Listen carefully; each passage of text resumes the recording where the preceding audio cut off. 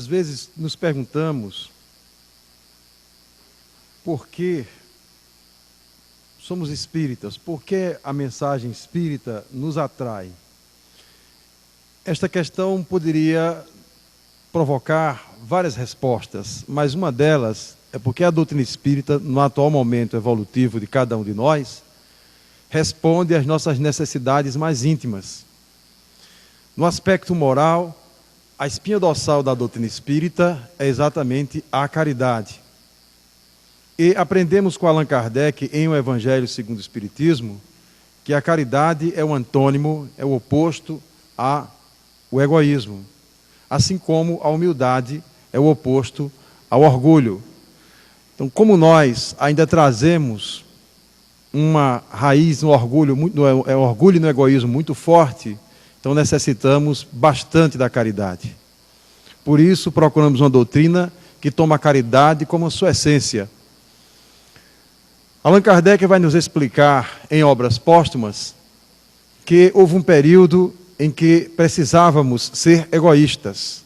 Nos estágios inferiores, nas condições mais primitivas, por uma questão de sobrevivência, o egoísmo nos fez bem, digamos assim. O egoísmo se fez necessário. No entanto, à medida que evoluímos, o egoísmo se tornou um problema, porque a sutileza das relações sociais, o egoísmo nos faz, muitas vezes, nesse contexto, prejudicar a outrem quando começamos a pensar em nós mesmos, em detrimento exatamente da felicidade alheia, que é a grande marca do egoísmo. Um sistema filosófico que faz com que a gente se eleja como mais importante do que o outro ou do que os outros. Por isso, nós precisamos da caridade. Agora há pouco foi lido o texto do Espírito Emmanuel sobre o pedir, e Jesus nos repreende dizendo que não sabemos o que pedimos, porque a prece egoísta é uma prece egoísta, a prece do egoísta. Nós tendemos a pedir algo que nos beneficie. Se isso traz desconforto a outra pessoa, ou não beneficia outras pessoas, é algo superficial para nós. Então, é preciso ver que a caridade, a doutrina espírita, é uma resposta do mundo superior às nossas necessidades evolutivas. Nós precisamos aprender, internalizar a caridade. Porque ainda somos egoístas e precisamos desmontar essa estrutura egoísta que existe dentro de cada um de nós, psicológica e moral. Então, entendemos agora a razão de ser daquela observação do Espírito Joana de Ângeles, no capítulo 24 da obra Após a Tempestade, quando ela mostra por que estamos envolvidos com a mensagem espírita, comprometidos com a mensagem espírita. E ela vai nos dizer que quando Jesus esteve no mundo, a maioria de nós espíritas hoje fracassamos, não soubemos aderir à sua proposta naquele momento, há 2000 anos atrás. E nos desviamos, nos entregamos exatamente ao egoísmo, ao atendimento das nossas paixões imediatas.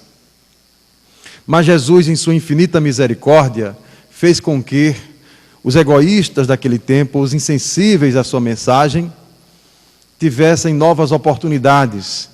E Joana de Ângeles vai nos mostrar que, em plena Idade Média, quando a humanidade experimentou um mais profundo egoísmo, o encastelamento das pessoas, os ricos, muito ricos, ficavam em seus castelos e os miseráveis viviam à míngua, o mundo espiritual nos envia Francisco de Assis. E Francisco, em torno dele, tentou reunir os grandes egoístas que somos todos nós. Aqueles que não souberam ouvir Jesus. Era a primeira, segunda grande oportunidade. Ou segunda grande oportunidade, a depender da forma de contar. No entanto, a ordem franciscana, que chegou a ter mais de 1 milhão de adeptos, quando Francisco ainda estava encarnado, ela foi desvirtuada. Em parte, ela prossegue dentro do universo católico e até fora dele. Mas muitos de nós que nos integramos às hostes de Francisco de Assis naquele momento medieval, depois distorcemos a mensagem do pobrezinho de Assis e, mais uma vez, nos distanciamos da mensagem de Jesus. Então, Joana vai nos dizer que o mundo espiritual nos preparou um novo mestre, uma nova figura para que em torno dela nos reuníssemos e, mais uma vez, tentássemos aprender a lição imorredora da caridade. E o mundo espiritual nos enviou o professor Hipólito Leon Denis Arrivai, ou Allan Kardec, e a sua obra, O Consolador, a retomada da mensagem de Jesus, tomando exatamente a caridade como seu eixo. Daí porque a nossa história, as nossas reencarnações anteriores se confundem de algum modo com esses dois espíritos. E por isso os classificamos à condição de gênios. Quando falamos em gênios, a concepção mais dicionarizada do termo está ligada ao intelecto. Por exemplo, um gênio da física, Albert Einstein, ou um gênio como uma figura de uma inteligência excepcional em outra área, Beethoven, na música. Então, fica para nós difícil conceber Francisco de Assis ou Allan Kardec como gênios, porque estão mais ligados à santidade. E nós separamos os gênios dos santos. Mas, se percebermos, a própria santidade é uma forma de genialidade. É uma forma superior, é um ser extraordinário. Porque esses dois espíritos perceberam que a nossa necessidade mais profunda de superação das dificuldades evolutivas passa exatamente pela caridade, pela vivência da caridade. Mas nós só podemos vivenciar a caridade se entendê-la, se exercitá-la. Não vai ser um processo lento, não vai ser uma operação mágica, em que antes, entregues ao egoísmo, nós imediatamente nos tornamos caridosos. Nós vamos enfraquecendo os nossos comportamentos egoístas e vamos, a pouco e pouco, ensaiando comportamentos caridosos. No entanto, a própria ideia de caridade parece confusa. Por isso que Allan Kardec, na sua genialidade, ele toma uma medida importante já na primeira obra espírita, o Livro dos Espíritos, para deixar claro a compreensão de caridade. Porque podemos estar falando uma mesma palavra com concepções diferentes. Quando se fala que a doutrina espírita ela é filosófica, nesse aspecto ela também o é, porque é socrática.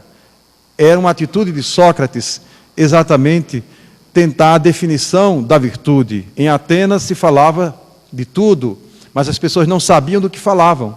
Por isso Sócrates era aquele que chamava a atenção dos cidadãos para que eles discutissem as virtudes, o que é a sabedoria, o que é a justiça. As diversas obras de Platão remontam exatamente a esses diálogos em que Sócrates reclama das pessoas a consistência nas definições.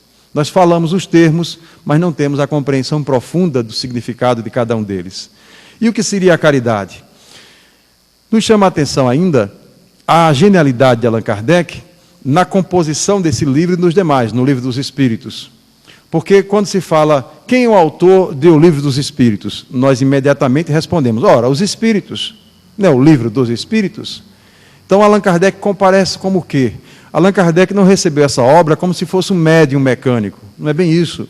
Competiu a Allan Kardec, a sua genialidade, exatamente a organização da obra, a introdução, a conclusão em 8 partes, a introdução em 16.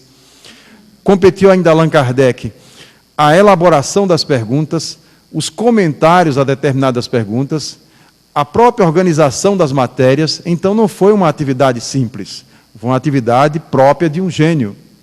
E mais do que isso, quando observamos que espíritos respondiam a Allan Kardec, por exemplo, quando ele vai debater o problema da caridade, ninguém menos do que São Vicente de Paulo, que é um dos espíritos que mais se dedicou à caridade na história da humanidade. Então, aí tem um princípio simples. Quando nós temos entrevistados muito elevados, é porque o entrevistador está à altura dos próprios entrevistados.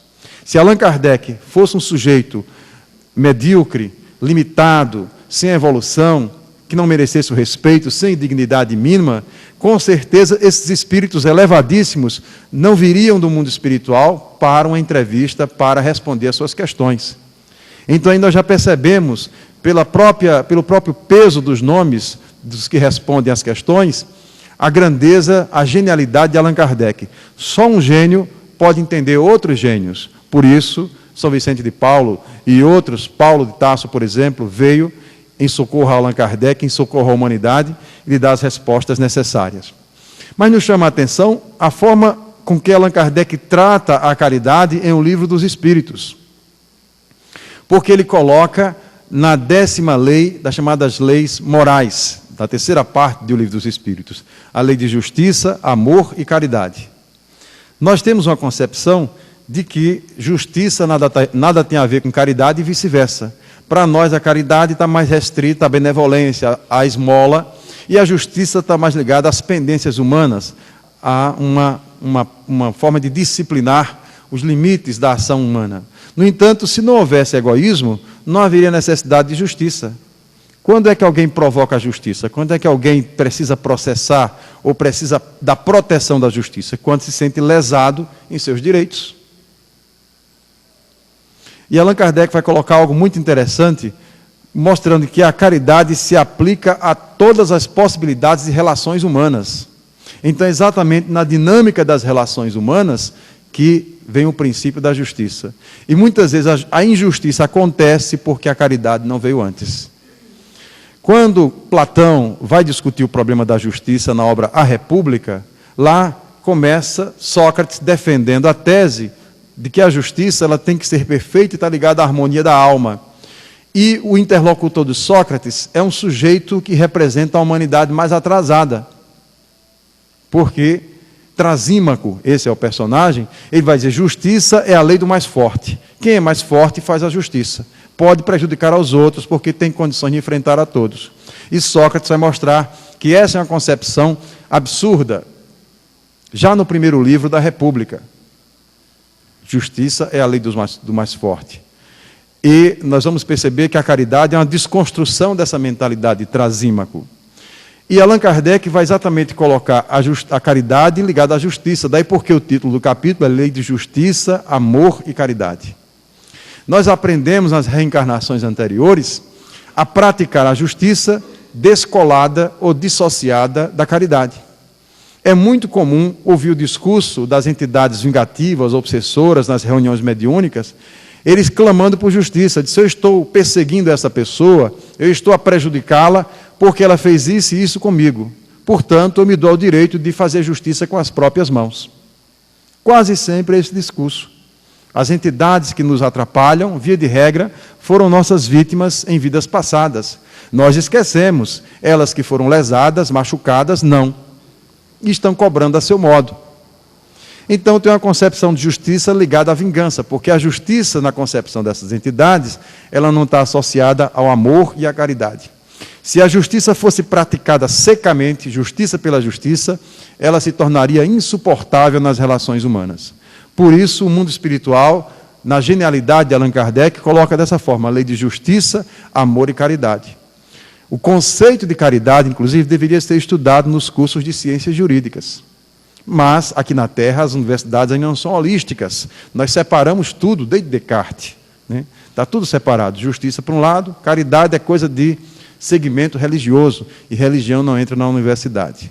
Tudo dissociado. Um dia, as nossas universidades terminarão compondo da forma como Allan Kardec concebe. Lei de justiça, amor e caridade. Não basta ser justo e tão somente justo. É preciso ser justo, amoroso e caridoso, para que, de fato, haja uma reharmonização dos envolvidos nos processos. E nesse capítulo, Lei de Justiça, Amor e Caridade, Allan Kardec apresenta 4 questões aos espíritos sobre a caridade. A primeira delas, a questão 886, ele pergunta qual o verdadeiro sentido da palavra caridade conforme a entendia Jesus. Quando a gente lê o Livro dos Espíritos, nós podemos tomar algumas posturas. Uma delas, ela é de forma superficial. Outra, por exemplo, é sentir o tom, sentir a marca da genialidade do próprio codificador de Allan Kardec, ou seja, a forma como ele elabora as questões. O cuidado, o zelo, a inteligência na estruturação da própria pergunta. Vejamos neste caso da questão 886.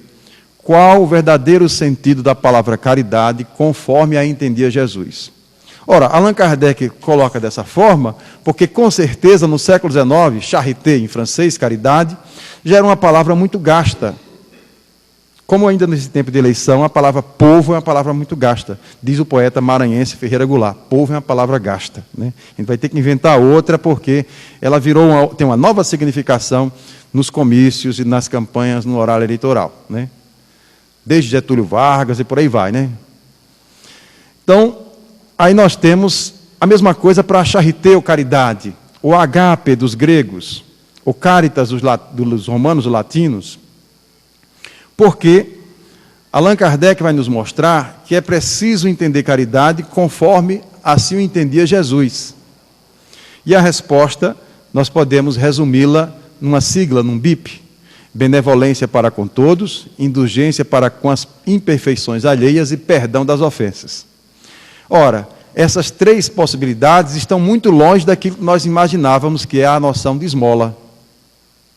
Então, o ato de ser caridoso é o ato de dar uma esmola. Não aparece a esmola, é benevolência para com todos. Então, aquele que, enfim, presta algum serviço que beneficia até o esmoléu, ou esmoler, esse está praticando a benevolência, mas há muitas outras possibilidades de benevolência.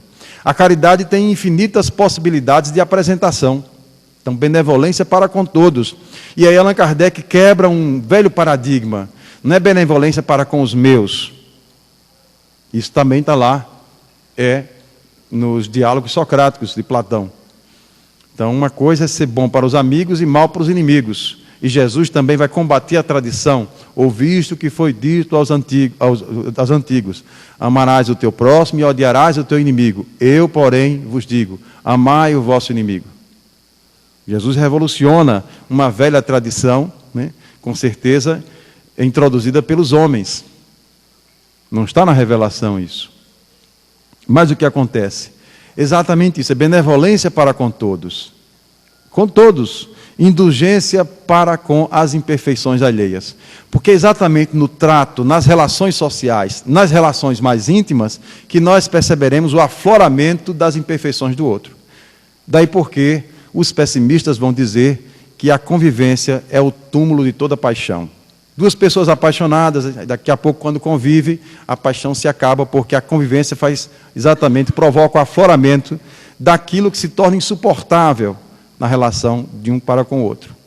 Enquanto a pessoa é uma figura distante, aquela coisa que mal conhecemos, a gente vai aplicando um Photoshop, né? Por conta própria, a gente vai idealizando o príncipe ou a princesa, e enfim, aplicando virtudes que a pessoa jamais as teve, e por aí vai. Mas à medida que a convivência vai se estabelecendo, as imperfeições vão se apresentando. E se não houver indulgência, naturalmente a relação se estragará. Daí, indulgência para com as imperfeições alheias. Ora, se todos nós somos imperfeitos, é mais do que natural que quanto mais a gente conviva com os outros, mais as imperfeições se manifestem.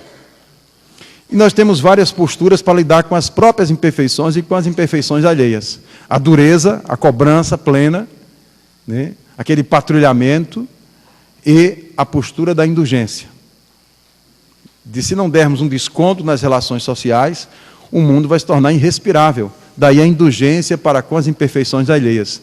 A pessoa sabe que a outra tem um defeito, um problema, mas isso não é um impedimento para uma convivência. Se os defeitos dos outros fossem um impedimento, não haveria relações de trabalho, por exemplo. A gente sabe, mas é preciso ser indulgente. A gente tem várias possibilidades. Se focar naquele defeito, naquela dificuldade, vai ficar travada a relação. E, por último, benevolência, ou melhor, perdão das ofensas. Perdão das ofensas. Ora, na medida que o outro é imperfeito, na medida que o outro é egoísta, como eu sou, às vezes uns mais, outros menos, esse egoísmo vai terminar provocando lesões em minha alma. E uma vez lesionado, aí vem a possibilidade. Perdoa ou retalio? Se pensarmos com o nosso cérebro jurássico, né, nosso cérebro primitivo, a gente vai lá e se vinga duramente. Vou retaliar. Não vai ficar assim. Né? A gente vai dizer exatamente aquela história. Isso é injusto, estou sofrendo uma injustiça. A gente vai mobilizar até a justiça divina, porque tem gente que usa Deus como capanga. Se Deus quiser, essa criatura vai levar uma topada. Se Deus quiser, né, ela vai ficar doente. Se Deus quiser, e a gente começa a lançar pragas contra a infeliz ou infeliz que nos fez algum mal. Então, é interessante a concepção como Chico Xavier entendia o inimigo, né? Porque Chico foi muito perseguido tanto por pessoas como por espíritos, inimigos da causa espírita, inimigos pessoais dele, inimigos, enfim, de Jesus e por aí vai. E certa vez pediram a definição: Chico, como você define o inimigo? Ele disse: o inimigo é aquele meu amigo que ficou assim desgostoso, ficou, né, enfim, completamente desencantado quando descobriu que eu não sou tudo que ele imaginava que eu seria. Olha só a definição caridosa, né? Para Chico, os inimigos são amigos, mas são amigos que estão, enfim, desencantados, porque Chico não é tão perfeito como eles imaginavam, né? E certa vez apresentou-se a ele um espírito muito duro, que estava vinculado aos trabalhos das trevas. Disse: Chico, você não tem jeito. Às vezes eu venho aqui com a disposição de lhe atrapalhar, de ter uma dificuldade, de provocar um tropeço, mas tem uns amigos meus, uns meus parceiros lá das trevas, que não deixam. Você tem amigo até nas trevas. Eu disse: mas como é isso? Chico não entendeu. Disse: Chico, porque você fica fazendo caridade para um e para outro e para todos, termina beneficiando um filho deles que está desencarnado, uma mãe que está encarnada ainda, um filho, uma pessoa da família muito querida. Então o espírito é duro, é agressivo, é violento, ele é vingativo, mas ele tem um certo afeto por um ou por outro. Aí quando a gente vai lhe fazer mal, diz: não mexa nele porque ele ajudou minha mãe, ajudou meu filho, e a gente termina, enfim, abortando o plano de lhe criar uma dificuldade. Você tem amigo até nas trevas. Olha que definição. A figura caridosa, né? E a gente nos lembra daquela sentença de Emmanuel: o bem que fizeres em algum lugar será teu advogado em toda parte. Isso nos faz lembrar ainda um caso real que se deu numa reunião mediúnica com Hermínio Miranda, lá de Volta Redonda. Hermínio dirigia uma reunião há alguns anos atrás, e dessa reunião ele retirou vários casos para uma trilogia de livros que começa com A Dama da Noite. A Irmã do Vizir, A Dama da Noite. E o que aconteceu foi que, certa vez, numa determinada noite, o espírito compareceu à reunião mediúnica e chamou a atenção com a sua atitude ameaçadora, dizendo assim: eu sei o que vocês estão tramando, vocês estão mais ou menos desorganizando a minha quadrilha, e isso não fica assim. Eu vou perturbar todos vocês, mais do que isso, eu vou desmantelar essa organização espírita a que vocês pertencem. E mais do que isso, eu já mobilizei vários parceiros, vários comparsas, para que eles investigassem a vida de cada um, e na semana que vem vou trazer um relatório e vou desnudar aqui a cada um e a todos. Vou mostrar que vocês não prestam, que vocês são falsos caridosos, que isso e aquilo outro, enfim. Eu vou acabar com essa instituição, porque vou mostrar que vocês, no fundo, são uns crápulas, são as pessoas perversas, são os disfarçados. Na vida íntima, vocês não vivem a mensagem cristã. E o espírito saiu. Algumas pessoas ficaram mais ou menos preocupadas, porque é de praxe essas ameaças nas reuniões mediúnicas. Até que o dirigente disse: pessoal, essa ameaça vem se dando, porque ultimamente a gente tem trabalhado em alguns casos mais difíceis, e sempre há essa retaliação. Vamos ficar todos bastante vigilantes, porque é no momento de raiva, é numa atitude menos pensada, que essas entidades poderão se aproveitar e que gerar um desequilíbrio. E durante a semana, uma das médiuns mais ativas da reunião foi procurada por um rapaz, um eletricista, que trabalhava para ela esporadicamente. Ele chegou assim do nada, tocou a campainha do seu apartamento e disse: a senhora não tem aí um eletrodoméstico para eu consertar? Ela achou estranho que um profissional chegasse a esse estágio, né, de se oferecer, porque normalmente ela ligava para ele e dizia: olha, eu estou com a enceradeira, no tempo da enceradeira, né, eu estou com a enceradeira, com um problema, né, e por aí vai. Eu nem sei se existe enceradeira mais hoje, né? Acredito que não, com esses pisos todos novos aí. Mas eu estou com a enceradeira quebrada, ela ligava para ele vinha, aquela coisa, né? E aí, o pessoal acompanha as minhas palestras como se fosse uma viagem ao museu, né? De vez em quando eu coloco alguma coisa que não existe mais. Mas, enfim, aí estava. Então, ela foi estranhando aquela atitude. Mas por que ele está querendo saber se tem um eletrodoméstico quebrado? Eu não o chamei, né? Ela ficou pensando, disse, alguma coisa tem aí no ar. Entrou em prece, disse, será que ele está precisando de alguma ajuda? E sentiu naquele momento uma intuição, esse homem está precisando de uma ajuda.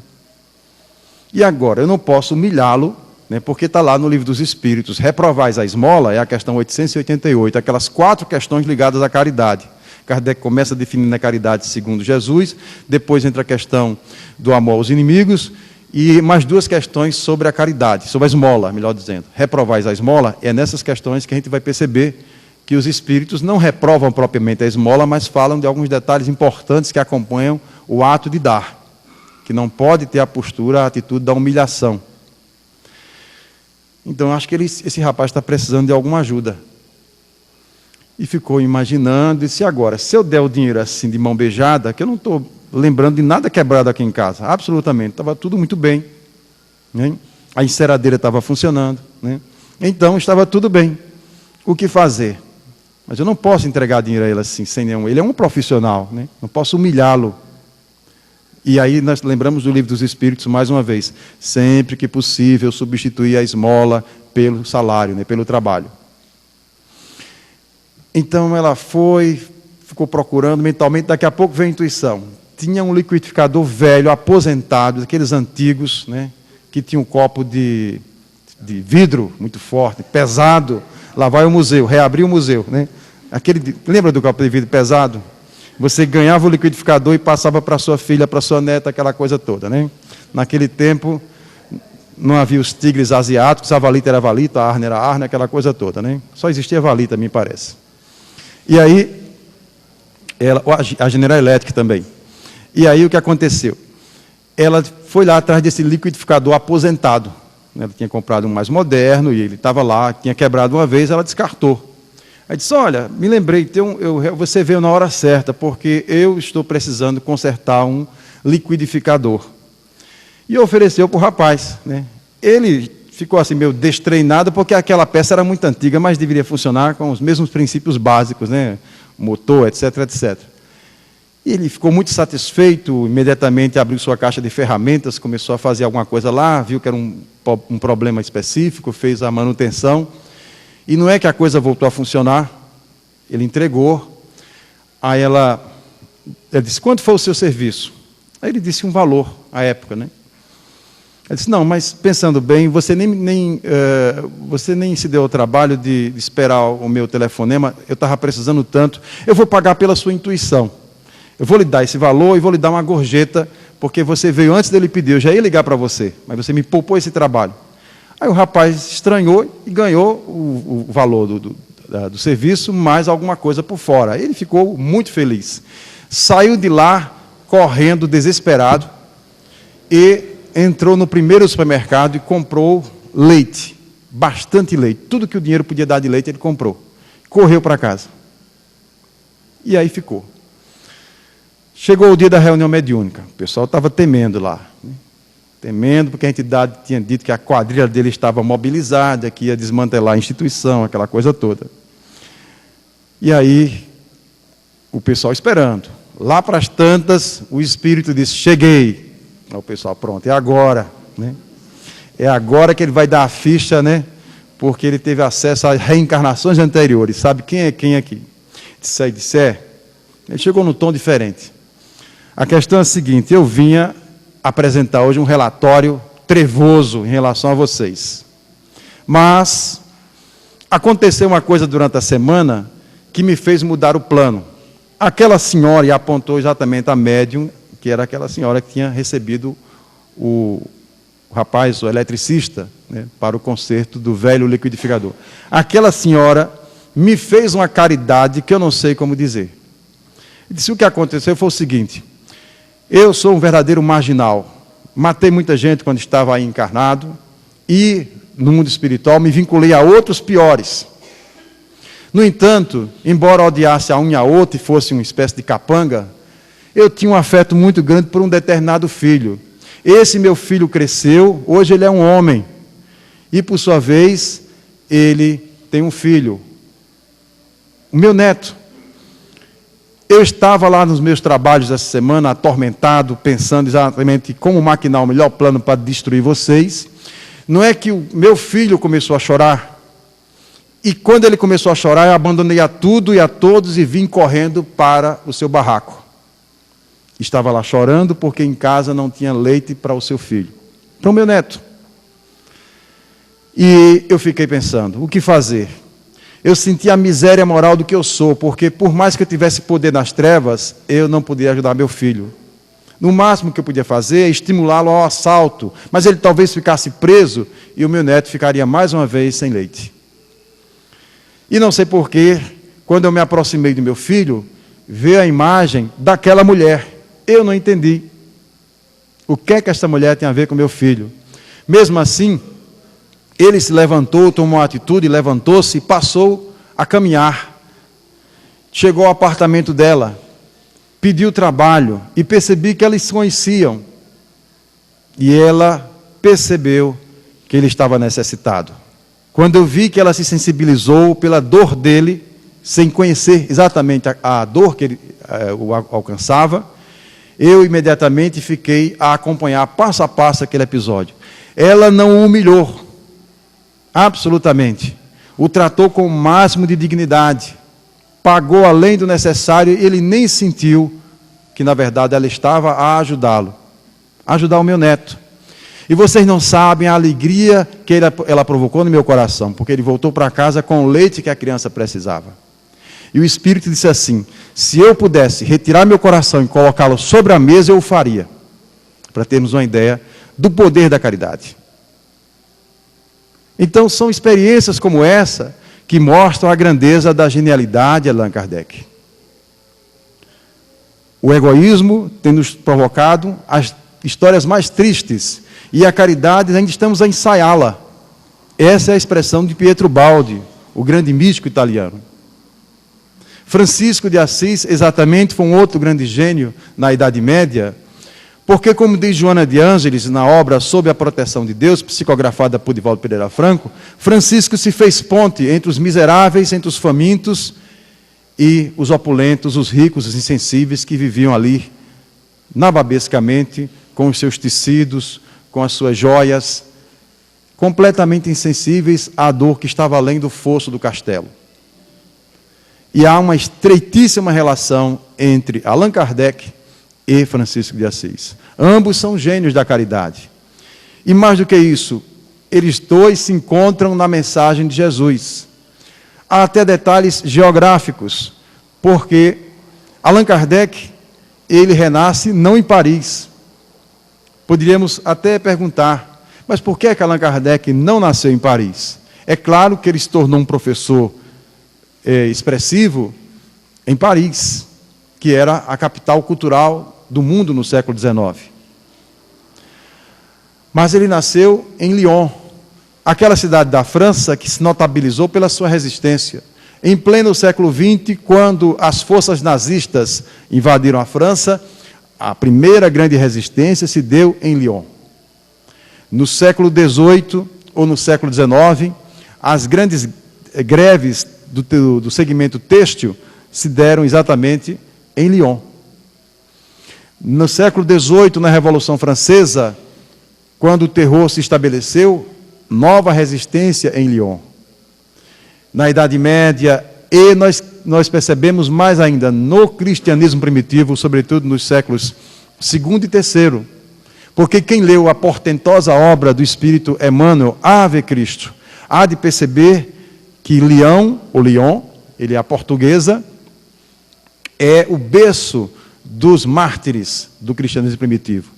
As perseguições do ano 177, dos anos 20, do século III, se deram principalmente contra os cristãos de Lyon, que naquele tempo se chamava Lugdunum, porque no ano 43 a.C., um estúpido general romano invadiu as Gálias, aquela parte das Gálias já invadida por Júlio César, nos anos 50, e aquela região em que as pessoas viviam praticamente do cultivo da religião, do culto ao carvalho, exatamente ali, naquela região dos rios, o general passou a chamar de Lugdunum, e depois os franceses passaram a chamá-lo de Leão.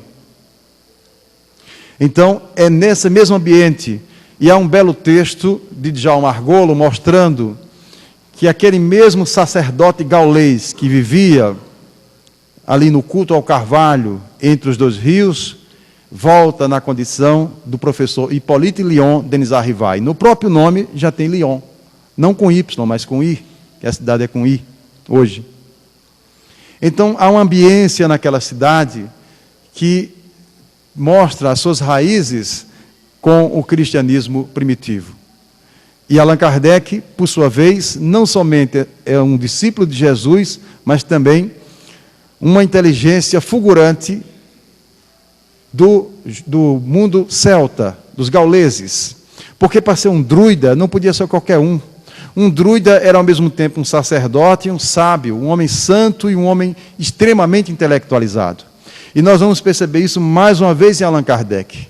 Toda vez que ele aparece nas enciclopédias, na história da humanidade, seja como um sacerdote druida, seja como Jan Hus, na Boêmia, ele vai exatamente apresentando essa concepção de um conhecimento total e de uma visão espiritualizada, que é a tendência da humanidade, conforme a questão 780 do Livro dos Espíritos. Nós caminhamos para uma integração de todos os saberes e habilidades. Nós temos que ter uma leveza no coração e um cérebro completamente sensível aos pensamentos mais elevados. E Allan Kardec encarna isso, como também Francisco. Nos chama a atenção a atitude desse homem, porque ele representa aquilo que Platão já concebia na República. Quando Platão, isso aqui os políticos nessa época, inclusive do segundo turno, não podem ouvir, é que Platão vai dizer que só pode assumir o governo da cidade aquelas pessoas que atingiram os 50 anos de idade. Então tem muita gente que já seria ficha suja, segundo Platão, só por esse detalhe. Já não passaria na lei da ficha limpa. Porque não tem 50 anos. Mas não é só uma questão etária, porque ele vai mostrar que o indivíduo levaria pelo menos 50 anos para consolidar a sua genialidade no aspecto intelectual e toda a sua estrutura moral. E vai mostrar que desde a infância o filósofo rei é preparado para isso. E só aos 50 anos, ou só depois dos 50 anos, ele estaria habilitado para exercer o governo da cidade. Engraçado que isso acontece com Allan Kardec, porque o professor Hippolyte Léon Denis Arrivai, ele, ao completar os 50 anos, no ano de 1854, ele tem notícia exatamente das reuniões mediúnicas, ele tem um convite expresso para participar das reuniões da família Baudin. Aquele homem que reencarnou no dia 3 de outubro de 1804, e aqui outro detalhe interessante. Daí porque o mês de outubro é o mês em que celebramos a vida desses dois gênios. Porque Francisco, segundo alguns biógrafos, reencarnou no dia 3 de outubro. Ou morreu no dia 3 de outubro, melhor dizendo. E segundo outros, no dia 4 de outubro. Joana de Ângeles, ela está tão preocupada com esse detalhe que em uma das suas últimas mensagens, ela abre uma nota de rodapé. Ela prefere o partido dos 4 e não dos 3. Mas, enfim, espíritos que ela deve ter outras informações que não as nossas. Mas são ambos de outubro. Então, nós podemos perceber numa perspectiva psicológica o que é um homem aos 50 anos. O que é um ser humano aos 50 anos. Via de regra, é uma pessoa mais ou menos amargurada, desencantada, que perdeu aquele idealismo, aquela motivação, aquela juventude, aquela vivacidade própria dos 20 ou 30 anos. Assumir um grande projeto aos 20 anos é perfeitamente natural. Você sabe, eu tenho energia, eu tenho como, enfim, dar conta disso. Mas assumir um grande projeto, como fez o professor Hippolyte Léon Denis Arrivai, aos 50, isso é para quase nenhum. Para pouquíssimos. Porque aos 50, alguém pode dizer, eu estou me aposentando. Já não assumo mais nada. Imagina uma coisa desse porte. Iniciar uma nova contribuição para a humanidade. E ele o fez. Isso mostra a jovialidade desse espírito. Porque o que marca a jovialidade não é ter mais ou menos rugas. Não é a questão de flacidez da pele ou coisa parecida. É a capacidade do indivíduo continuar sonhando, é a sua disposição de ter, numa perspectiva junguiana, de ter a sua criança interior completamente ativa. É a criança interior que nos faz sonhar, que nos faz recomeçar, que nos faz retomar projetos abertos, especialmente os projetos que implicam a nossa espiritualização e o fechamento de estruturas importantes para a nossa alma. Então, alguém tomar para si uma tarefa dessa magnitude, que implicava total disposição de tempo, bastante dinheiro, aguentar as mais diversas críticas e perseguições, e tudo isso Allan Kardec o fez. Quando quem lê Obras Póstumas e quem lê Viagem Espírita em 1862, há de perceber que quando ele exercia a caridade, ele o fazia conforme estava lá exatamente nas questões 886 e 888 do Livro dos Espíritos, com a máxima discrição. Normalmente mandava o dinheiro para a pessoa, quando o indivíduo abria, lá tinha uma sentença, da parte dos bons espíritos. Ele não se assumia. O indivíduo tinha que fazer uma investigação, quem é essa parte dos bons espíritos? E caía, né, no dinheiro do professor Hipólito Denis Arrivai. Quando é muito comum no segmento religioso, indivíduos enlouquecidos se enriquecerem com o dinheiro dos fiéis, o que é um contrassenso. Porque se a pessoa quer o reino dos céus, para que fazer fortuna na terra? E Allan Kardec foi empobrecendo. Ele desencarna, inclusive, por uma questão de pobreza, porque ele precisa fazer a mudança para um espaço menor, para instalações menores. E ele desencarna exatamente em rompimento da aneurisma, quando ele está levando as caixas naquele tapete vermelho da sua residência. Fazendo um trabalho braçal, ele podia até mobilizar um rapaz mais forte para fazer isso. Ele estava se transferindo para um apartamento bem menor. Então, era um aperto. Então, mostra a grandeza desse espírito, que precisamos conhecer melhor. E essa é a grande marca. Tanto ele quanto Francisco, esses dois gênios da caridade, eles passam sem deixar muitas marcas. Passam de modo discreto. O oposto da mentalidade egoísta. Porque o egoísta, normalmente, ele é histriônico. Ele gosta de dar um show à parte. Ele gosta de ser o centro das atenções. E agora, nesse tempo de Facebook, Twitter e companhia, agora, né, quem for egoísta tem que se controlar. Porque esses instrumentos poderão levar ao infinito a capacidade histriônica dos egoístas. Né? Porque ele vai dizer, primeiro eu, segundo eu, aí o egoísmo vai estar associado ou misturado com o próprio orgulho. Né? Então, ele se acha a criatura, às vezes faz uma coisa mínima, ele se acha o centro da humanidade. E você, ao invés de estar lendo uma frase de Allan Kardec, de repente está lendo uma frase genial da criatura que postou alguns dias atrás numa dessas páginas.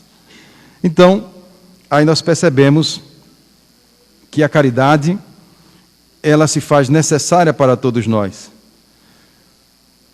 Porque, como lembram os Espíritos, ela se apresenta em todas as possibilidades. Nós não podemos restringi-la a esmola, como se dizia.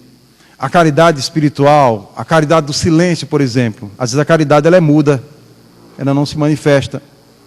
Alguém diz uma loucura, uma bobagem, você fica calado, porque está fazendo exercício de indulgência. Então, o Espírito Santo Agostinho vai nos dizer, ou melhor, o Espírito São Vicente de Paulo vai nos dizer, o homem de bem, que compreende a caridade de acordo com Jesus, vá ao encontro do desgraçado, sem esperar que esse lhe estenda a mão. Daí porque é preciso uma ética da caridade no exercício, muitas vezes da mendicância ou da necessidade. Os Espíritos vão dizer que, via de regra, os mais necessitados sequer pedem. Nós é que temos que ter a sensibilidade para sentir quem precisa mais. Quem está precisando. Às vezes, em nosso derredor, precisando do quê? Não necessariamente de um alimento. Embora, muitas vezes, isso esteja presente.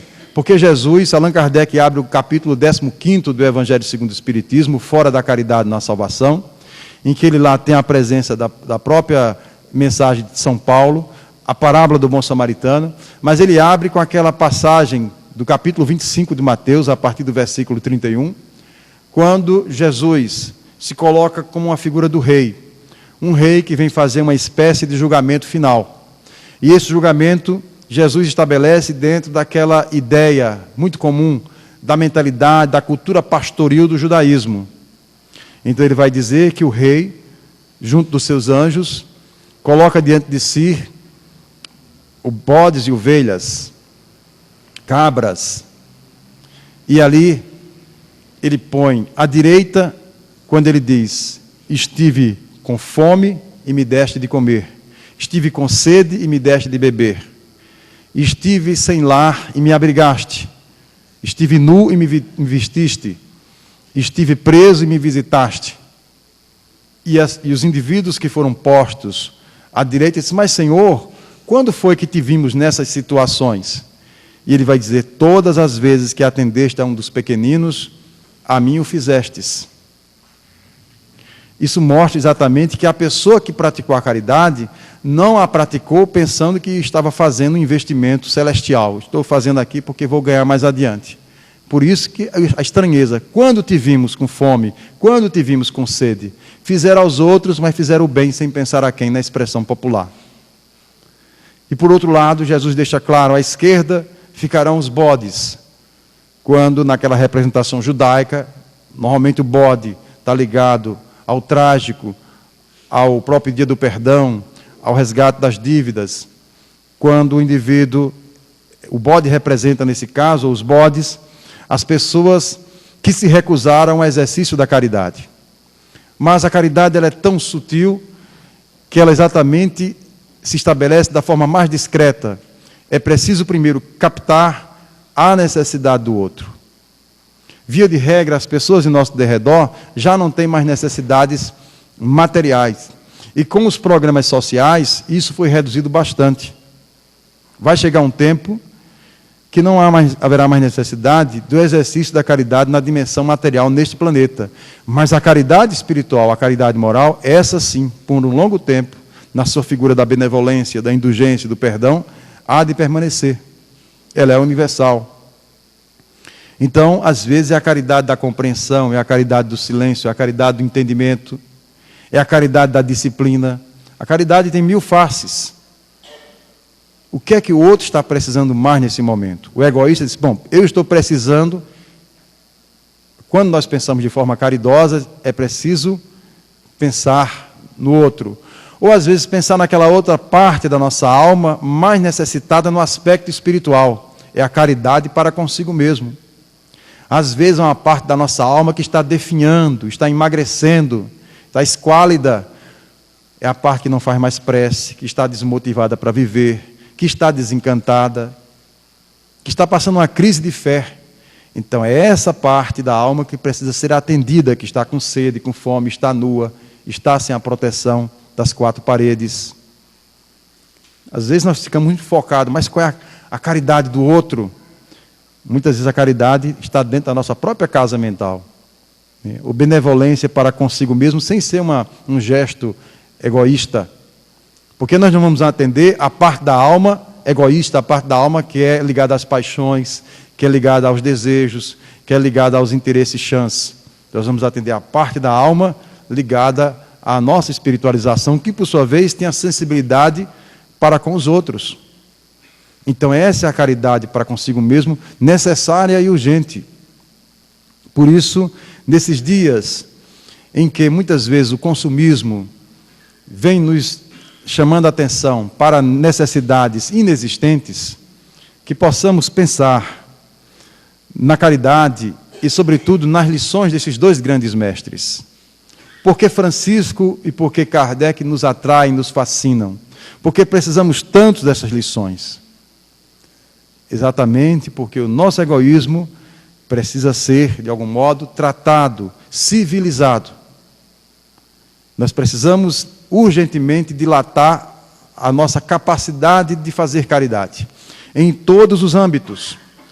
E como somos frágeis, é preciso que a gente recorra a esses gênios, a indivíduos que mostraram nas suas diversas vidas anteriores, na última inclusive, uma enorme capacidade de fazer caridade.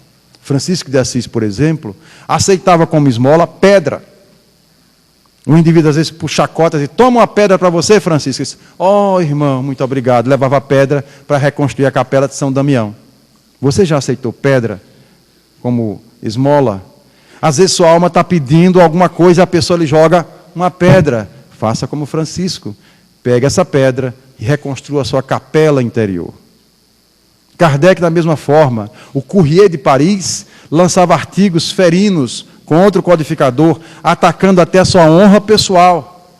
E ele respondia com toda a delicadeza, com um nível de civilidade que, com certeza, no futuro, há de ser estudado nas escolas ligadas à diplomacia.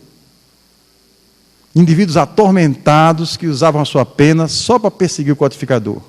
E ele, que era uma figura respeitável na intelectualidade parisiense e francesa, se não europeia, ele se rebaixava para responder, digamos, rebaixar no sentido, para responder àquela criatura, para dar lições de espiritismo, de forma elementar, uma pessoa que sequer entendia o que é espiritismo e o atacava. Muitos diziam que ele estava ficando rico com o espiritismo, quando era exatamente o contrário. Então são essas almas caridosas que palmilharam à nossa frente e deixaram uma enorme estrada de luz, que possamos, nas nossas vidas, abrir espaço em nossas agendas para compreender melhor esses gênios, porque precisamos demais dessas lições a fim de alavancarmos a nossa própria transformação, mesmo porque há outras almas em torno de nós que aguardam nossos gestos de caridade. Que Jesus, Kardec e Francisco nos amparem hoje e sempre.